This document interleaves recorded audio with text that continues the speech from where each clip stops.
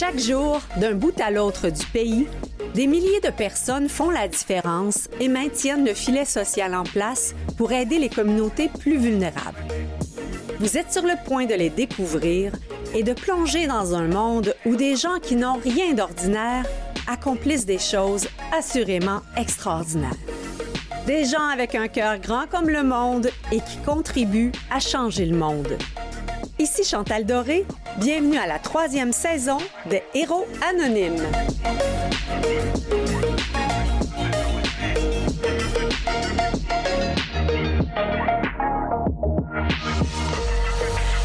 Bonjour à tous, Chantal Doré au micro des Héros Anonymes. C'est un plaisir de vous retrouver pour un nouvel épisode.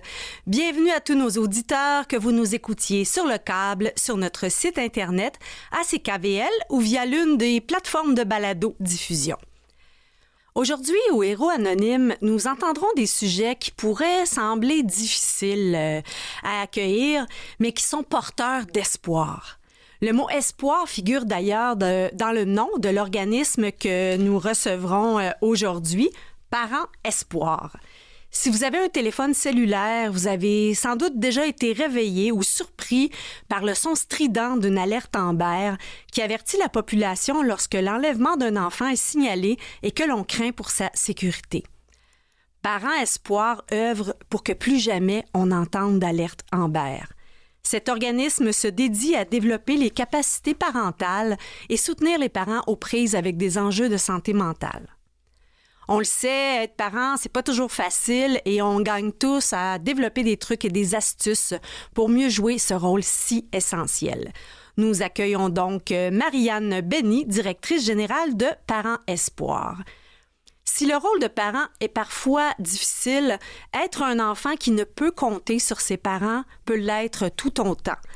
Notre invité, que l'on reçoit également à l'émission, François Brouillet, malgré qu'il ait connu une enfance difficile, il a pu compter sur le soutien de Squat Basseville.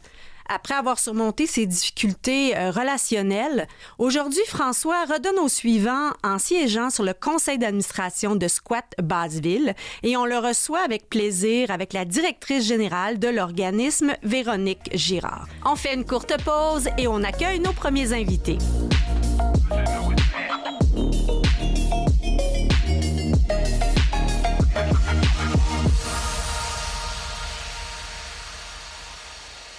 C'est si rare et précieux de pouvoir réunir à un même micro à la fois la personne qui dirige un organisme essentiel et l'une des personnes qui a bénéficié des services de cet organisme, surtout qu'aujourd'hui, nos invités témoignent vraiment de qu'est-ce que ça veut dire redonner au suivant.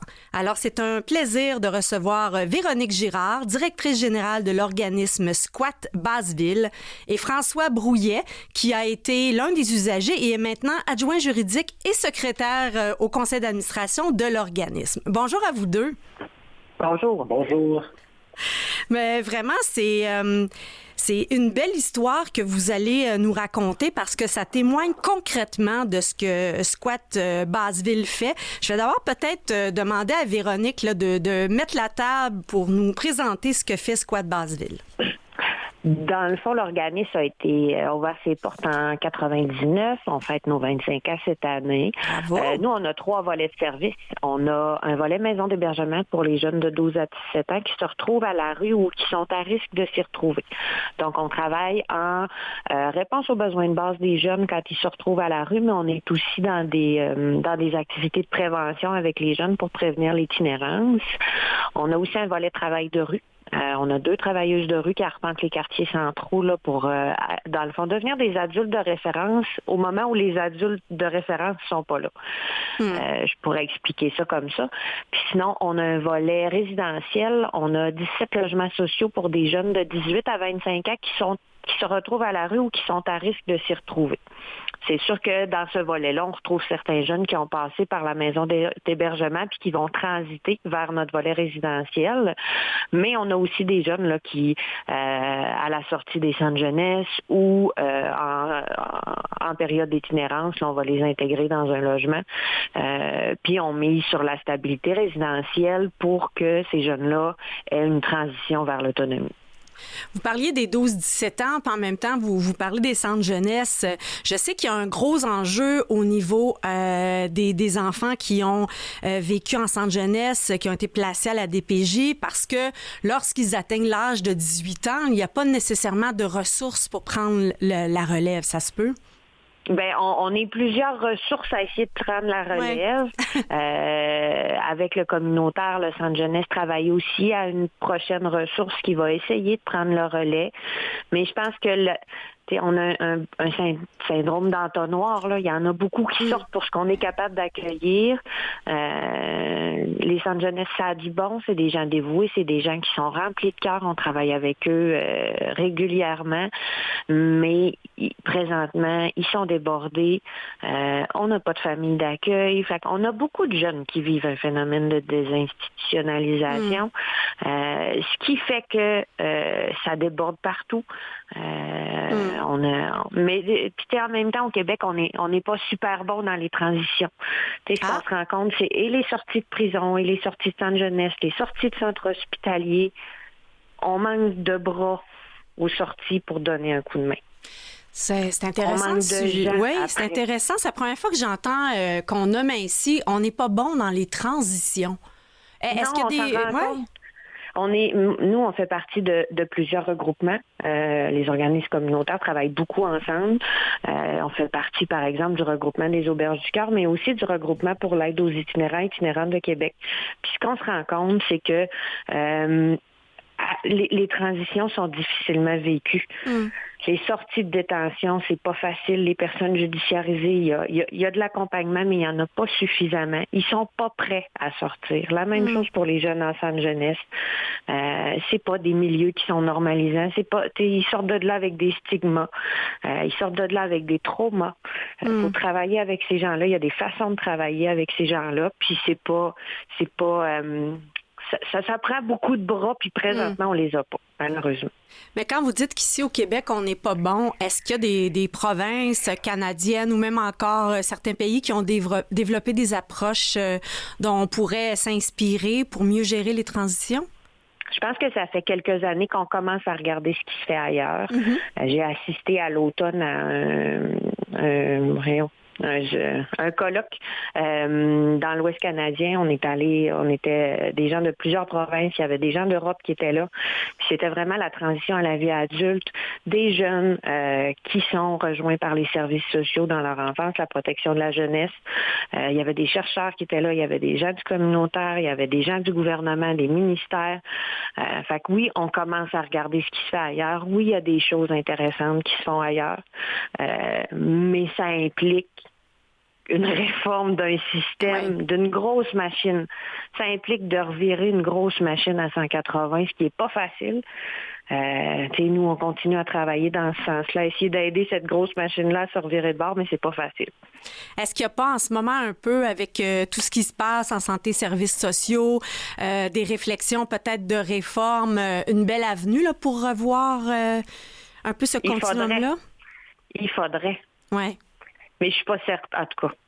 Allez-y. C'est une opinion très personnelle là, que je partage avec plusieurs directions communautaires, mais je suis pas certaine que de tout centraliser sur les épaules de 7-8 personnes, c'est la meilleure façon de faire. Surtout que l'expertise communautaire ne sera pas beaucoup autour de la table. Oui.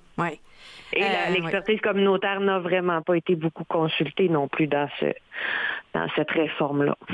Oui, on sait aussi que la décision, il y a quelques années, de scinder santé, services sociaux n'a pas nécessairement été bien accueillie et avec raison. Non, c'est ça. Puis en même temps, vous pouvez lire ce matin dans les médias du Québec, il y a une lettre d'opinion qui a été co-signée par le regroupement des Auberges du Cœur et toutes les Auberges du Cœur. On a un responsable de la jeunesse au Québec. Ouais. Dans le passé, c'était le premier ministre qui était responsable de la jeunesse au Québec. Il y avait une pression. Ouais. Maintenant, le responsable de la jeunesse, c'est M. Lacombe. M. Lacombe est député d'une région et aussi député de la culture. On est en train de noyer les services à la jeunesse dans le gros bouillon de la culture. c'est dangereux. On se sent pas compris. On se sent pas on se sent pas beaucoup pris en considération. Fait qu'on on a publié cette lettre-là ce matin. Est-ce qu'on est rendu au stade d'avoir un ministère de la jeunesse? Est-ce que ce serait vraiment ça, travailler en prévention? Mais il n'y a pas eu, dans l'histoire du Québec, il n'y a pas déjà eu quelqu'un qui était titulaire de ce poste-là? Il y a toujours eu des gens qui ont été titulaires du mandat de la jeunesse. Mais c'est toujours, de tradition, ça a toujours été le premier ministre, si je me trompe pas. Ça se peut qu'avant le moment où j'en ai conscience, là, mais du temps où je me suis intéressée à ce dossier-là, du temps où j'ai pataugé dans le monde politique et communautaire, c'est le premier ministre qui s'en occupait. Maintenant, c'est ça. On le garoche à un député qui a pas nécessairement juste cette priorité-là à s'occuper non plus. Oui. Malheureusement. Oui, je comprends bien les enjeux dans lesquels vous vous situez dans tout ça. Puis on va avoir l'occasion d'entendre un peu l'histoire de François tout de suite après. Mais j'étais curieuse de voir un peu quel a été le premier service de Squat Basseville. La maison d'hébergement pour ados. Puis au départ, on pouvait même pas considérer ça comme une maison d'hébergement, c'était un refuge pour jeunes en fugue. Ouais. C'était ça le besoin que la communauté nous a mis au monde pour prendre soin des jeunes qui se retrouvaient en fugue. Parce que pour ces jeunes-là, c'est une absence de choix. C'est un moment où ils vont prendre cette décision-là en choisissant le moins pire. Ils vont être mieux dans cette situation-là qu'au point de départ. Oui. Fait qu'on se dit que peu importe ce qu'on fera, il y aura toujours quelqu'un qui va se sentir mieux dans cette situation-là. Aussi bien mettre quelque chose en place pour en prendre soin, puis essayer de prévenir ces choses-là. Mais c'est une roue qui tourne, fait qu'il y a toujours de la relève, là. Fait que c'est comme ça que ça a commencé. On était un refuge de nuit qui venait en aide aux jeunes en fugue. On a développé divers services avec les années pour répondre à plus de besoins. Oui, on va parler un peu l'aspect prévention peut-être un peu plus tard. Oui. Mais j'aimerais entendre François parce que François Brouillet, vous êtes un ancien utilisateur maintenant sur le conseil d'administration de Squat Basseville. Mais si je comprends bien, vos premiers contacts avec l'organisme ont été un peu dans ces circonstances-là. Oui, effectivement. Là, moi, j'ai été utilisateur là, de 15 ans jusqu'à mes 23 ans. Lorsque j'ai découvert le Squat Basseville, l'organisme, moi, j'étais un petit peu entre une sorte de vide juridique, là, si je puis dire, là, parce que j'ai eu un an d'hébergement au Centre jeunesse Le Gouvernail à Québec. Par la suite, lorsque mes problèmes de consommation là, ont été réglés, ils m'ont retourné dans mon foyer chez nous. Sauf que j'avais des problèmes avec mon père et ma belle-mère à l'époque. Disons des divergences d'opinion, mais mon père, lui, choisissait pour acheter un peu la paix là, avec sa conjointe. Il choisissait de me mettre à la porte. Lorsque la première fois que c'est arrivé, j'ai contacté l'intervenante que j'avais au gouvernail, Madame Racine, puis là, je savais pas trop quoi faire. Là, j'étais là, est-ce que je peux venir dormir au gouvernail? Elle me dit, ouais, mais non, ça prend un placement des parents, puis tu vas à l'école, tu travailles, tu n'as pas de problématique, fait qu'on peut pas vraiment t'aider. Et c'est là qu'elle m'a parlé du Squat Basseville, ce qui m'a amené à aller à cet organisme-là. Et durant cette époque-là, lorsque j'utilisais la ressource, il y avait ce qu'on appelait un 3 jours de présence et un 2 ou 3 jours de carence. La carence, c'est que tu dois retourner dehors pendant 3 jours avant de réutiliser et revenir dormir là. Tu peux toujours venir, par exemple, prendre la nourriture et tout, mais moi, j'avais une problématique que je ne savais pas quoi faire durant ces 3 jours-là. Alors, à l'époque, les intervenantes, donc Véronique, là, il y avait trouvé le moyen de créer un programme qui s'appelait à l'époque Envol, qui me permettait d'habiter là vraiment sur une plus longue durée que 3 jours. Alors, moi, c'est comme ça que j'ai découvert la ressource. Là. C'était vraiment rendu une seconde maison, si je puis dire. Vous étiez des grands frères, des grandes sœurs pour vous. Exact, oui, très certainement. C'était des personnes, je me sentais en sécurité là-bas, je me sentais écouté.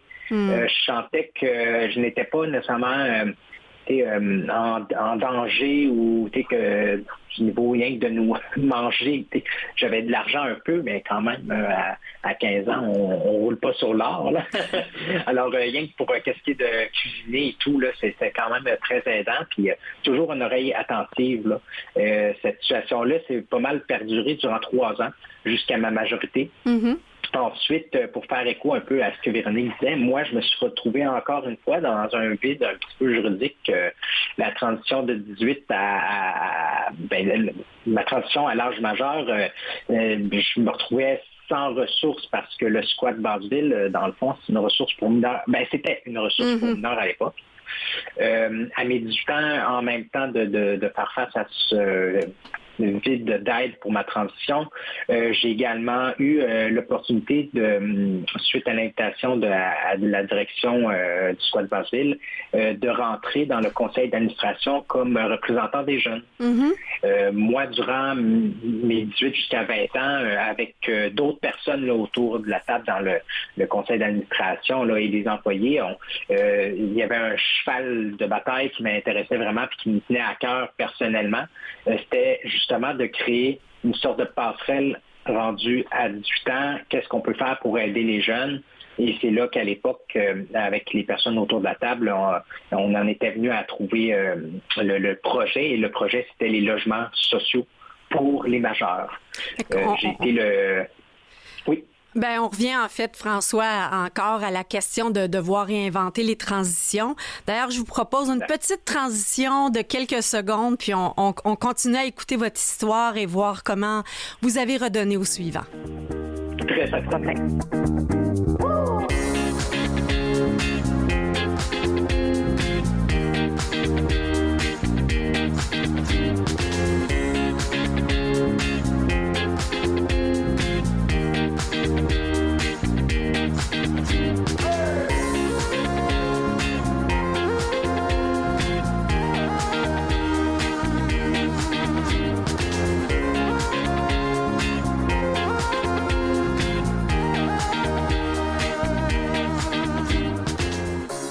Retour au Héros Anonyme, nous sommes dans une grande discussion avec l'organisme Squat Basseville qui est représenté par sa directrice générale Véronique Girard, également un membre du conseil d'administration François Brouillet qui a été un utilisateur il y a quelques années. Donc, il n'y a rien de tel que quelqu'un qui a vécu les services de l'interne pour vraiment bien nous parler de l'impact de cet organisme. Donc, François, vous avez senti le besoin de redonner au suivant parce que vous aviez bénéficié de ce soutien-là de Squat Basseville? Oui, très certainement. Je crois que non seulement je me sentais un peu redevable de toute l'aide qu'il m'avait apportée pour pouvoir me développer et me solidifier en tant qu'adulte et également m'aider dans ma confiance en moi là, et mes moyens. Je crois que je me faisais un devoir là, de redonner à cet organisme qui, selon moi, encore à ce jour, est un organisme vital pour toutes les villes qui veulent être en santé socialement parlant. Je sais que vous n'êtes pas intervenant, là, vous siégez sur le conseil d'administration, mais est-ce que ça vous arrive, dans le cadre peut-être d'activités de financement ou autres, à côtoyer certains des jeunes qui sont soutenus? Oui, comme vous le dites, moi je suis adjoint juridique et parajuriste chez Lévesque Lavoie Avocats et c'est pas vraiment mon domaine, mais par contre, durant divers événements, un peu moins dans les 5 à 7, là, ce qu'on appelle le PR, là, on voit moins les jeunes, mais parfois ça nous arrive, mais c'est surtout durant comme la fête qui va arriver là, pour les 25 ans du squat, il va voir les jeunes. On a un représentant des jeunes également sur le conseil d'administration, le poste qui avait été créé pour moi, vous, ouais. A continué là, par la suite sans que je sois le représentant. Également, il y a à peu près 1 mois, 2 mois, j'ai reçu une invitation des jeunes du logement pour participer au souper hebdomadaire là, qu'ils font une fois semaine, là, si je ne m'abuse. Là. Tous les jeunes des logements qui veulent venir. Alors, j'ai assisté à ce dîner-là. J'ai pu rencontrer certains jeunes. Lorsqu'on a les conseils d'administration également, on les rencontre là, parfois. Là, fait que, disons que j'ai une idée très, très globale et sur papier là, des jeunes, mais ayant vécu là c'est sûr qu'à l'époque, j'en rencontrais plus, mais ça nous arrive, oui, à l'occasion, à l'AGA, à l'Assemblée générale, également annuelle, on rencontre certains jeunes là, qui viennent assister à cette réunion. Mais François, ça doit faire tout un effet pour ces jeunes-là de voir ce que vous êtes devenus aujourd'hui. Vous avez entrepris des études en droit. Visiblement, là, vous êtes pleinement intégrés dans notre société. Ça doit leur donner espoir. Moi, j'espère que ça leur donne un peu confiance qu'on peut s'en sortir parce que moi, je me souviens à l'époque, lorsque j'étais à leur place, disons que je pensais pas que j'allais retourner à l'école, je ne pensais pas que avec mes problèmes de consommation, je me souviens avoir déjà pensé, dans le fond, moi, j'ai raté le bateau. Je vais rester salaire minimum, puis regarde, je vais essayer au moins, je vais être capable de me faire un peu d'argent. Puis regarde, c'est mieux que rien que d'avoir des problèmes de consommation. J'avais fait un peu une croix sur ça, mais justement avec mon acharnement, le squat Basseville, les intervenants, j'ai également pratiqué les sports de combat au Nova Gym à Québec. C'est vraiment, je pense, ça qui m'a permis de reprendre confiance en moi et de rêver. Puis je pense que les intervenants du squat, c'est en tout cas, pour moi, je ne veux pas être chauvin, là, mais pour moi, c'est les meilleurs intervenants du monde. C'est vraiment, là, je pense que c'est les personnes les mieux équipées pour justement rallumer cette flamèche, pour leur permettre de rêver et surtout croire en eux, parce que parfois, dans la pénombre, on est un peu seul et la montagne est tellement titanesque qu'on se dit c'est impossible, là, je ne pourrais jamais remonter cette pente-là. Là. Mais je crois que les intervenants du squat, en tout cas pour ma part, ça a vraiment bien marché. J'en suis certain qu'ils le font avec tous les jeunes là, encore à jour. François, c'est vraiment touchant ce que vous nous racontez. Et je me demandais, maintenant que vous êtes adjoint juridique, est-ce que ça vous arrive aussi de faire de la sensibilisation d'une certaine manière, parce que les gens peuvent avoir des préjugés que, on se ramasse dans ces situations-là parce qu'on manque de motivation, parce qu'on vient de familles difficiles, parce que X, Y, Z, et vous êtes un exemple concret qu'il y a toutes sortes de raisons qui peuvent nous amener à une telle situation. Oui, non, effectivement. Je crois qu'il y a beaucoup de préjugés là, à l'égard des personnes qui sont soit itinérantes, soit les fuyeurs. Moi, je ne venais pas d'un milieu qui était nécessairement pauvre. Je venais d'une famille moyenne, mais j'ai côtoyé beaucoup de personnes que leurs parents c'était des docteurs. À un moment donné, je pense que justement, l'ayant vécu, puis ayant des connaissances très partielles de l'itinérance, moi, dans mon milieu juridique, souvent, surtout avec les diverses entrevues que j'ai passées, j'essaie toujours de mettre un emphase sur le fait que c'est un peu comme la consommation ou les crimes, ces expériences négatives-là n'ont que faire du milieu que tu viens. Je pense que ça peut frapper n'importe qui, n'importe quand. Puis c'est vraiment faux de dire justement que c'est seulement les personnes qui sont plus en difficulté ou que moi je l'entends souvent. Là, j'en parlais il y a 2 semaines au travail après un 5 à 7 là, avec mes collègues. Oui, mais leurs parents doivent consommer, leurs parents, une sorte de roue. Oui, parfois, effectivement, c'est le cas. Mais il y a d'autres fois, et je connais pas vraiment les statistiques, mais selon moi, c'est pas nécessairement 50% du temps. Je crois que ça peut varier d'une année à l'autre, puis ils viennent de n'importe où. Là.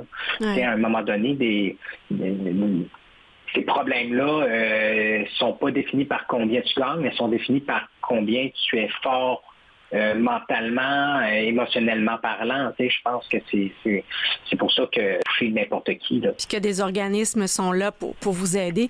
Avant de retourner la parole à Véronique, François, est-ce que je peux oser vous demander si ce que vous avez vécu vous a aidé à recréer un petit pont avec votre père? Très certainement, oui. Écoutez, moi, je pense que, parce que j'avais oublié de mentionner, j'ai été utilisateur le premier à signer pour les logements sociaux parce que c'était pas complètement désintéressé lorsque j'essayais de faire pousser ce projet-là parce qu'il y avait réellement une passerelle qui se faisait pas pour la transition vers l'âge adulte. Là. Et moi, de 20 de 18 à 20 ans, ça a vraiment été une période extrêmement difficile. Non seulement ça m'a coûté cher à cause que je devais aller des fois habiter dans un hôtel et tout, puis je retournais travailler, mais en plus, c'est que j'avais vraiment... ça ne s'était pas amélioré, mais à partir de 20 ans, lorsque j'ai habité au squat Basseville dans les logements sociaux, c'est vraiment là que j'ai recommencé à reconstruire la relation avec mon père. Et je peux dire, là, on arrive là, du mois de mars, là, on est allé faire un voyage à Manchester exactement, pour aller voir la pièce Player King de Shakespeare avec Ian McKellen, qui est mon acteur préféré, qui joue Gandalf dans Les Seigneurs des Anneaux ou Magneto dans les X-Men.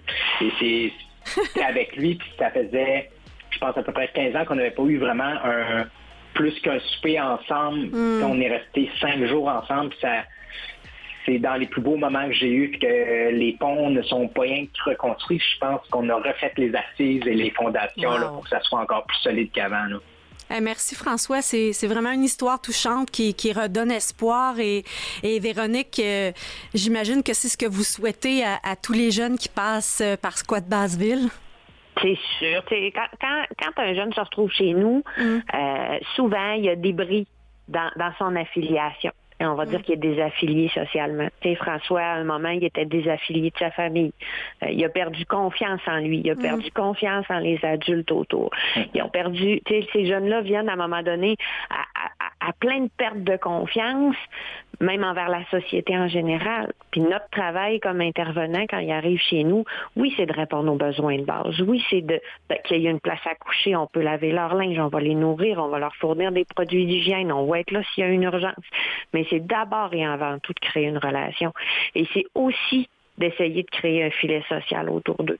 Dans la vie de François, ça a justement été d'essayer de garder un lien avec sa famille pour pas justement couper tous ces ponts-là, puis qu'à un moment donné, il n'y ait plus rien à reconstruire. Avec la plupart des jeunes, on va essayer de les mettre en contact avec d'autres organismes, les mettre en contact avec les services pour que la journée où ils vont partir de chez nous puis vivre encore une transition, qu'il n'y ait plus nécessairement besoin de nous.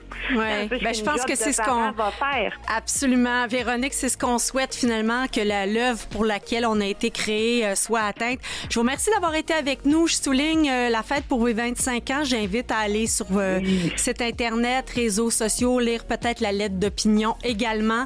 Un grand merci, François, d'avoir témoigné de votre histoire et bravo, Véronique, pour tout ce que l'organisme fait. Merci beaucoup. Merci. Au revoir. Merci à vous. Là. Très apprécié. Bonne fin de journée. Bonne fin de journée, au revoir.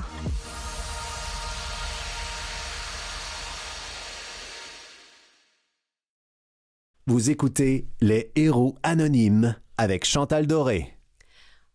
En introduction de l'émission, je parlais de l'alerte Amber. Cette alerte-là là, qui nous fait souvent sursauter des fois en plein milieu de la nuit ou dans le jour, qui témoigne en fait qu'il y a un enfant qui a été enlevé, qu'on craint pour sa sécurité. Et je faisais un petit peu un lien avec Parents Espoir qui, d'une certaine manière, vise un peu à prévenir ce type de situation. Et je me demandais si c'était un lien qui faisait du sens et on va le découvrir avec la directrice générale de Parents Espoir. Bonjour, Marianne Benny. Bonjour, Madame Doré. Est-ce qu'on pourrait dire que vous agissez vraiment en prévention de ce type de situation comme les alertes Amber? Bien sûr, mais faudrait-il pour cela que les parents appellent avant que ça n'arrive là? Ouais. Plus on va faire connaître notre programme, nos services, c'est sûr que ça va être un avantage. Mais on va jusqu'à même vouloir réduire les impacts suite à des événements marquants de toutes sortes, là. Donc, on s'est spécialisé en santé mentale, mais on a ajouté à ça un volet de prévention contre la violence, c'est ça, les abus de toutes sortes, la négligence, même pour les coparents en séparation qui ont souvent des conflits, puis tout ça, qui fait que, oui, on peut aider à prévenir. Oui. Et à quel moment on a besoin de vos services? Dès que les personnes prennent conscience qu'ils peuvent être fragilisées à un certain niveau, au niveau de leur vie familiale, quelle que soit leur situation plus ou moins précaire, Ça peut être autant aussi les nouveaux arrivants qui connaissent pas nos moyens, nos services, les droits, la loi, la LPJ. Donc, ça peut rejoindre aussi les Autochtones, puisqu'on va jusqu'à former maintenant, avec notre programme de formation, des parents pères aidants certifiés. Donc, ça peut être de toutes sortes de catégories, de cultures, quelle que soit la religion. Mais on va parler un peu plus abondamment des différents parcours. Là, je lisais qu'il y avait 5 parcours que Parents Espoir met de l'avant. Donc c'est de développer nos habiletés parentales, ce qui est très commun. Le trait commun, les habiletés parentales, mais on inclut aussi le côté personnel et social, puisque ça fait ça va ensemble. Un équilibre aussi. Puis les saines habitudes de vie, parce que la santé physique et mentale, ça prend aussi qu'on puisse gérer nos habitudes de vie, les routines. Pour les plus jeunes enfants, c'est important, donc avoir une bonne routine, tout ça. J'imagine que c'est difficile quand soi-même, on a de la difficulté avec nos habitudes de vie, notre propre routine, de l'inculquer. Donc, je vois le lien avec le personnel. Oui, mais il y a aussi qu'on manque beaucoup, en tout cas, moi je suis de la génération des 65 ans et plus, là, dans 1 ou 2 semaines même. Joyeux anniversaire à l'avance! Merci. Sauf que de mon jeune âge, la communication dite saine, là, n'était pas tellement valorisée, puis connue, tout ça. Fait que ça fait aussi partie de la programmation, de voir à ça, la gestion des émotions, comment mieux répondre à ses besoins émotionnels. La dynamique familiale rentre en ligne de compte, comment chacun peut prendre sa place, son rôle, développer son pouvoir d'agir à l'intérieur de ça, quel que soit l'âge. Donc, c'est beaucoup de facettes. C'est sûr que pour les parents de plus jeunes générations, peut-être qu'eux-mêmes, ils ont été éduqués par des parents d'une autre génération qui justement, peut-être on leur avait dit, on pleure pas, les émotions, ça s'exprime pas, ou surtout pour les garçons, entre autres, qui deviennent à ce moment-là des hommes qui ont de la misère à nommer. Toutefois, de plus en plus, je vous dirais qu'on a à peu près 40% de papa et 60% de maman. Oui, ils s'ouvrent beaucoup à cette dimension-là, veut pas. Donc, ça représente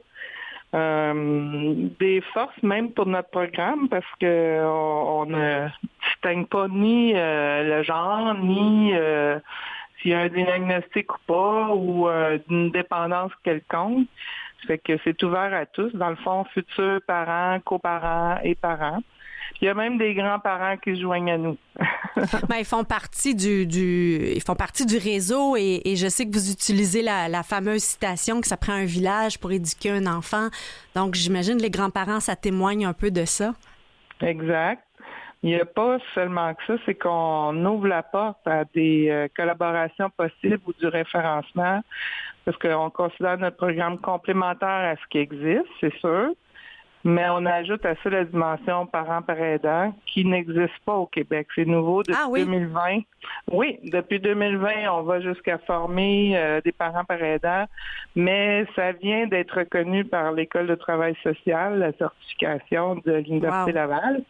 Donc là, on s'en va vers une autre dimension qui va ajouter quelque chose qui n'existait pas avant, qui fait que même les organismes communautaires existants peuvent engager soit à temps plein ou à contrat des travailleurs autonomes parents-pères aidants. Et donc, pour être un parent aidant, parent-père aidant, donc je lisais même la certification, le PPA, certifié PPA, est-ce que, donc forcément, si je comprends bien, c'est qu'on a soi-même vécu la situation de l'intérieur? Oui, exactement. J'en suis une des premières là, qui a été formée pour pouvoir mieux gérer l'organisme. Je recevais des parents. Moi, j'ai été de 2004 à 2011 sous le conseil d'administration, ce qui est totalement différent que d'être en emploi depuis 2016 à titre de directrice. Avant, c'était coordonnatrice, maintenant directrice. Et quand je recevais des parents, je me disais, comment je peux faire pour mieux les aider sans être une intervenante moi-même. J'avais terminé malgré ma grande phase de dépression des années 90. Oui, vous avez passé à travers ça, hein? Oui, ouais. Mais j'ai quand même été en mesure de retourner aux études à mon rythme puis finir mon bac en administration. Mm-hmm. C'est ce qui fait que je suis retournée sur le marché du travail et c'est là que j'ai connu le communautaire en santé mentale. Puis en 2016, quand j'ai été engagée à temps plein, j'avais fait un cours de maîtrise en planification stratégique. De là, on a créé une concertation avec des partenaires. Les membres de notre organisme, c'est sûr. Puis de là, on a produit le programme. Depuis ce temps-là, on l'a vécu même durant la COVID. Ce qui fait qu'on a été de présentiel à l'offrir en ligne. Puis maintenant, il est strictement en ligne. Bien que plus on aura de parents par aidants formés dans différentes régions, mais ceux-ci pourront intervenir avec les parents, même se déplacer, soit pour les accompagner, si toutefois ils sont impliqués au niveau juridique avec la DPJ, à la cour, un avocat, les ressources plus spécifiques selon leurs besoins. Donc, on a quand même un grand rôle à jouer, mais on se place au même niveau que les autres, dans le fond. Oui. On n'est pas des professionnels, on n'est pas des experts, bien qu'on se dise des experts de vécu expérientiel. Oui. L'école de la vie, mais là, l'Université Laval permet d'ajouter des compétences parce qu'effectivement, on peut être dans un vide de se dire, bon, on n'a pas d'intervenant, donc on peut rien faire, mais si au moins on a quelqu'un qui a le vécu de l'intérieur, mais à qui on donne une formation un petit peu plus cadrante et structurante, ça fait de l'aide de plus. Exactement. Ben, dans le processus de rétablissement, si on parle de santé mentale ou de toutes sortes d'autres situations, il y a toujours des phases où tu es dans le déni. Tu peux être dans le déni, après ça, tu es dans haut. OK, là, tu comprends, tu acceptes, mais en même temps, ça a tellement fragilisé que tu peux donner plus d'importance à la situation qu'à ton propre potentiel de t'en sortir. Ce qui fait qu'avec l'aide puis l'accompagnement, là, on encourage la personne à aller vers ses buts, vers la réalisation puis sa responsabilisation aussi, en vue de changer sa situation puis de l'améliorer. De là, on peut arriver à couper les cordons ombilicaux d'une génération à l'autre qui risque de faire que ça se transfère d'une génération à l'autre puis que les risques soient plus dramatiques plus ça va, plus c'est dramatique. Là. On en voit même malgré, justement, dans la période de COVID. Là.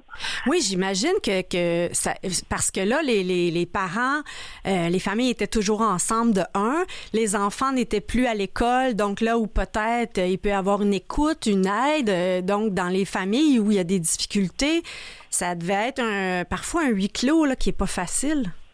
Ben c'est souvent la peur d'être jugé, ou même d'avoir un signalement, de se faire enlever la garde. Toutefois, on sait que dans certaines situations, c'est un plus. Là, je veux dire, il le faut, mais ça ne veut pas dire que de ce fait-là, que ça peut rester comme ça. Faut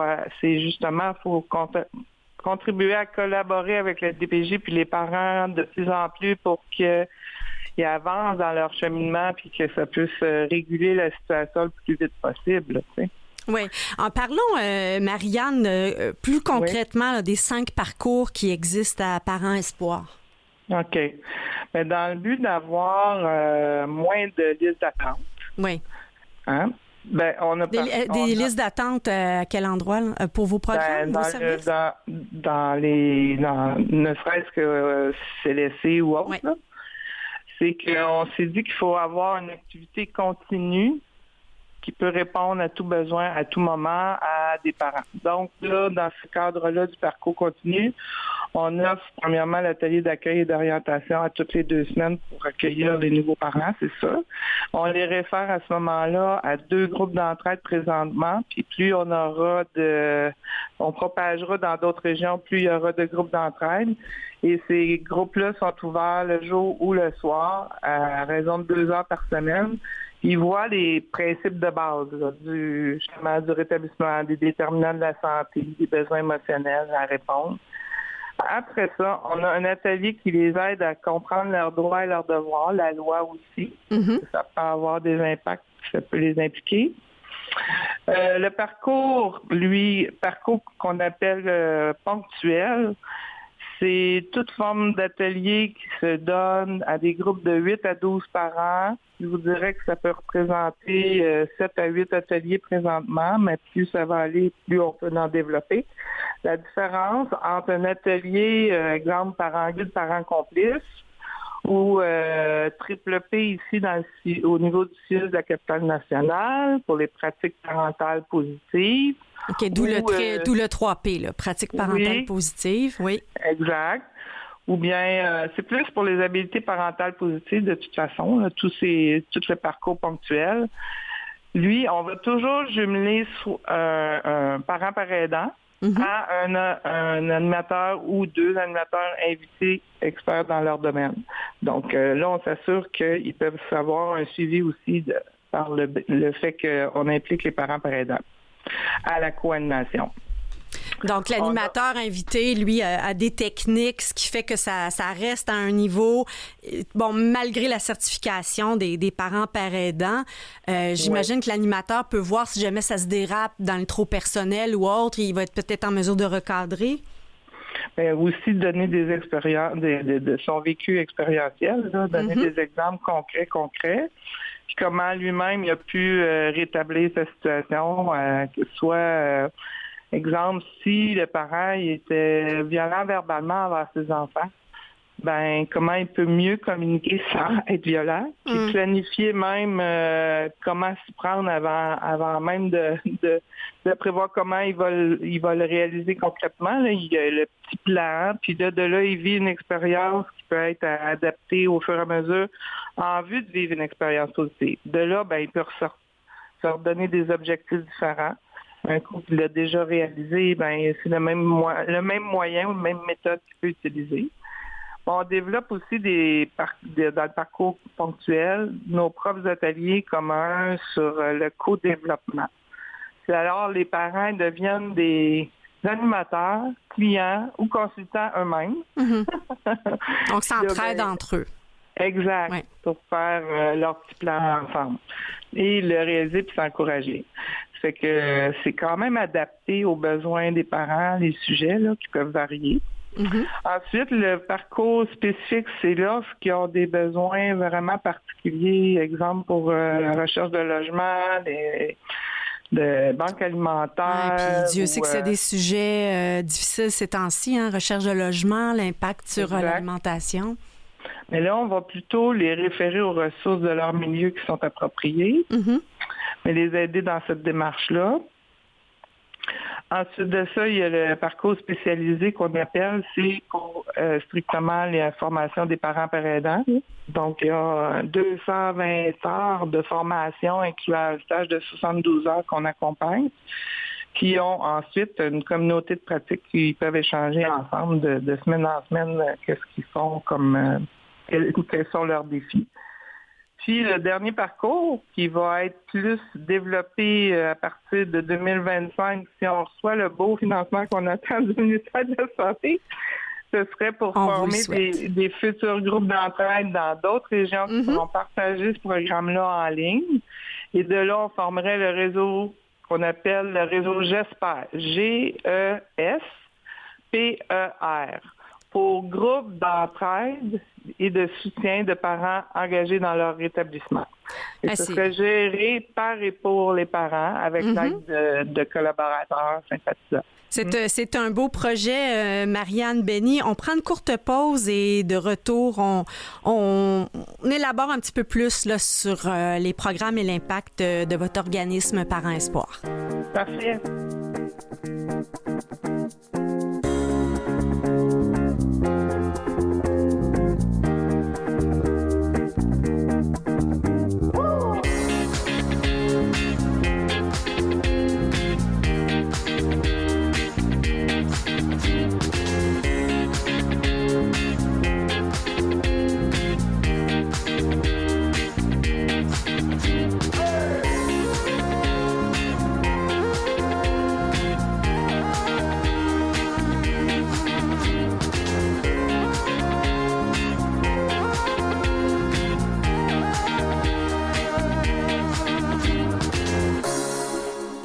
Dernier bloc des Héros anonymes. Ici, Chantal Doré au micro qui vous accompagne chaque semaine pour découvrir des héros anonymes. Et on a le plaisir de poursuivre la discussion avec Marianne Benny, directrice générale de Parents Espoir. Je trouve ça extraordinaire, là, tout ce qui se trame, qui se développe comme projet. Donc, on espère vraiment là, que peut-être les bailleurs de fonds sont à l'écoute pour soutenir votre excellent travail. Ah, ben merci. On invite aussi les entreprises privées intéressées à financer une partie parce que notre animation, donc quand on invite les experts invités de l'externe, là, on doit financer ça aussi. Ça représente présentement 15 000 $ à peu près par trimestre. Tout ce qui est le reste, c'est sûr que ça vient du financement récurrent du ministère de la Santé. Bien que quand on parle de projet de développement du réseau J'espère, là, qui pourra faire que le programme J'espère lui-même sera partagé, ses 5 parcours et tout ça, là, ça peut être présentement du financement ponctuel venant des gouvernements aussi, autant du côté canadien que québécois, mais tout ça en vue d'évaluer les retombées puis qu'ils puissent investir de façon récurrente par la suite. Fait que les autres, il faut leur prouver là, ce processus-là. Mais vu que nous, on le voit dans la capitale nationale que ça porte des fruits, tu vois, on a présentement, je me permets de vous dire, madame... Allez-y, vas-y, Marianne. OK. On a 260 parents inscrits à notre programme, fait que ça fait que si on répand ça dans d'autres régions, si on multiplie, ben peut-être qu'on peut arriver à diminuer finalement au bout du compte les signalements. On en parle tellement. Puis même la commission Laurent disait qu'il faut multiplier les collaborations pour arrêter de travailler en silo. Ah, tellement. Quand on voit, moi j'accompagne même des parents personnellement à la cour parce que j'aime cette dimension-là. Puis les avocats, quand ils sortent des salles, parfois, ils oublient qu'on évolue en matière de parentalité et santé mentale. Puis là, on leur parle de notre programme, même les juges, je trouve ça super. Fait que là, c'est de plus en plus qu'on nous réfère. Donc, c'est à venir. Mais c'est un processus qu'il faut, pour le permettre qu'il soit durable, c'est sûr, il faut du financement. Ouais. Ben c'est sûr que à peu près tout le monde là, qui est à l'écoute a été interpellé par la fameuse histoire de la petite fille de Granby où on s'est demandé ce qui s'était passé avec la DPJ. Des histoires comme ça où les ressources ne suffisent tout simplement pas, malgré la bonne volonté des gens qui sont là. Donc, moi, je vois ça tellement évident de si on est en mesure de faire en sorte que les cas ne se rendent pas jusqu'à la DPJ, ben en ce moment-là, si les vrais cas qui sont extrêmement sérieux, ben on va être capable de les réchapper. Exact. Puis de là, je trouvais qu'il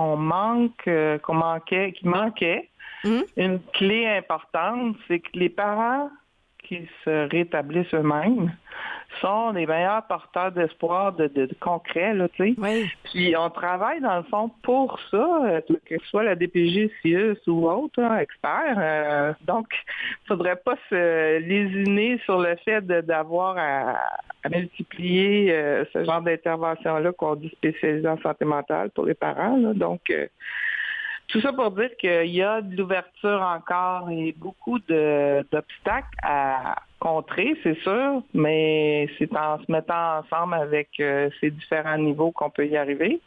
Puis l'espoir, c'est au cœur même de votre nom. Marianne, j'aimerais ça peut-être voir de quelle manière vous avez des relations de partenariat, peut-être avec les CLSC ou autres endroits où il y a des cours prénataux pour les futurs parents? Nous, on fait partie dans la région de la capitale nationale de plusieurs tables de concertation, dont la table périnatalité, avec les ressources qui travaillent spécifiquement au niveau de la périnatalité, qui veulent que leurs futurs parents ou nouveaux parents puissent avoir des formations. Des formations complémentaires à ce qu'ils peuvent offrir eux-mêmes, là. Ils peuvent les référer au programme J'espère sans perdre le suivi au niveau de leurs nouveaux parents, futurs parents. La table aussi de violence conjugale, qui est très importante et qui fait qu'on peut collaborer, même être formé comme les intervenants de la DPJ au niveau du programme de prévention des enfants de la violence conjugale, PEVC qu'on appelle. puis que le ministre Carman croit beaucoup à ce programme-là. Nous-mêmes, on peut collaborer à ce niveau-là, là, soit pour détecter ou même réduire les impacts, là, quelle que soit la forme de violence, puis même ça va jusqu'à l'abus sexuel. Là. Donc, ça va loin, mais il reste que on voit encore que, supposons qu'on accompagne un parent à la DPJ, on voit encore que il y a des intervenants qui peuvent axer beaucoup sur le problème de santé mentale ou de dépendance du parent, en oubliant qu'il peut évoluer aussi à ce niveau-là. Fait qu'on vient contrecarrer nos efforts à ce moment-là. L'argent là, qu'on investit de part et d'autre, là, si ça s'annule les effets, là, c'est pas très, très bon. C'est pourquoi il faut travailler sur la sensibilisation, sur les préjugés, les tabous. Oui, parce que c'est sûr, de l'extérieur, on peut se dire, voyons, ils sont inadéquats, ces parents, mais il n'y a personne qui est à l'abri d'une dépression et d'être cloué dans ton lit, puis tu n'es pas en mesure, tu te sens pas assez fort pour t'occuper de tes enfants. Puis là, il y a la honte qui embarque par-dessus ça. Donc, vous le dites, là, faut alors qu'on oublie que ça peut être un processus temporaire qui, dans le temps, peut évoluer. Puis je vous dirais que en regardant, exemple, des parents qui ont auparavant eu le placement de leurs enfants jusqu'à 18 ans. OK? J'ai une maman, entre autres, là, elle avait un diagnostic de schizophrénie. C'est sûr que là, il y a eu, ce placement-là, OK? Mais il n'y avait pas les services dans le temps. Fait que elle me dit, Marianne, tu devrais prendre le cours parent guide, parent complice, entre autres. Parce que moi, je l'ai suivie, mais on ne le reconnaissait pas que j'avais fait ces efforts-là, ou elle n'avait pas eu assez de soutien, d'accompagnement, tout ça. Mais c'est elle qui nous a proposé ce programme-là, qui fait que depuis, c'est le programme qu'on priorise pour la formation des parents par aidants, en plus d'autres formations, dont le programme pour les pères aidants de l'Association québécoise de réadaptation psychosociale, qui est affiliée à l'École de travail social de l'Université Laval. Tout ça pour dire que même ces gens-là, ces parents-là, ils s'impliquent, ils continuent de s'impliquer. Pourquoi? Que ça donne un sens à leur vie. S'ils risquent de retrouver des liens avec leurs enfants éventuellement, ils auront développé un peu plus d'habileté en continuant à poursuivre leur démarche. Tu sais. Donc, je comprends. Vous dites s'ils retrouvent des liens, donc ça peut être des parents dont les enfants sont placés, mais qui, eux, continuent à cheminer pour pouvoir éventuellement les revoir avec eux. Oui, comme une décision de la Cour, supposons, qui ferait que les enfants seraient placés aujourd'hui jusqu'à l'âge de 18 ans. Ça ne veut pas dire que le parent, par la suite, ne pourra pas se représenter en montrant qu'il y a eu des changements significatifs, qu'il s'est investi, tout ça, puis qu'il y a le soutien, il y a le filet de sécurité autour de lui. Donc, c'est ça, tu sais, il faut donner aussi à César qu'à César les efforts, mais de là, les efforts qui devraient être faits aussi au niveau du ministère pour reconnaître c'est, on peut pas dire reconnaître ces efforts-là, mais qu'ils travaillent à ce que les autres dimensions, comme la DPJ, puissent faire des efforts de reconnaître ça. Puis moi, en tout cas, je suis une ardente défenseresse de la prévention, et une petite anecdote comme ça, quand j'ai pris mes cours prénataux, j'habitais dans un quartier qui n'était pas nécessairement, comment je pourrais dire, le CLSC sur place ne voulait même pas que j'y assiste parce qu'il disait vous êtes trop différente des gens qui habitent ici. Et j'ai été témoin vraiment d'un miracle où tout à coup, une mère, quand elle a compris que l'enfant, un jour, va comprendre qu'il tient lui-même sa cuillère et que s'il l'échappe à terre, c'est parce qu'il est fier de faire quelque chose et non pas pour lui tenir tête. Et j'ai vu OK, je pensais que c'était pour me tenir tête, ça se serait pas bien passé. Et là, on voit à quel point l'éducation, c'est fondamental au niveau de la prévention. Oui, exactement.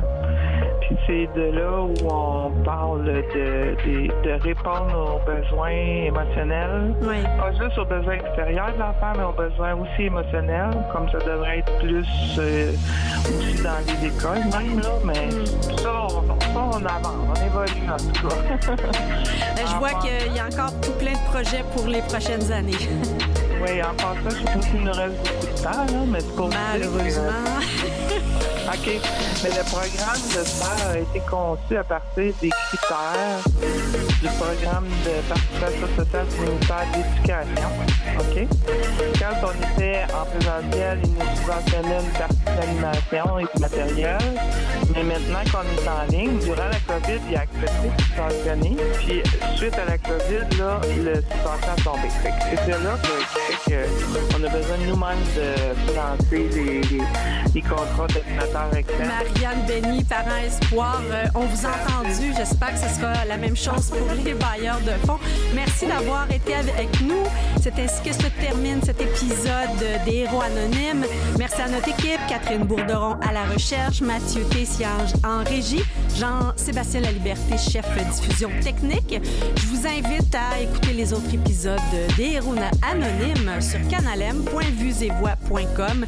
Et la semaine, nous sommes de retour avec toute l'équipe pour vous présenter à nouveau des gens qui changent le monde et qui font la différence au quotidien. Merci beaucoup, à très bientôt.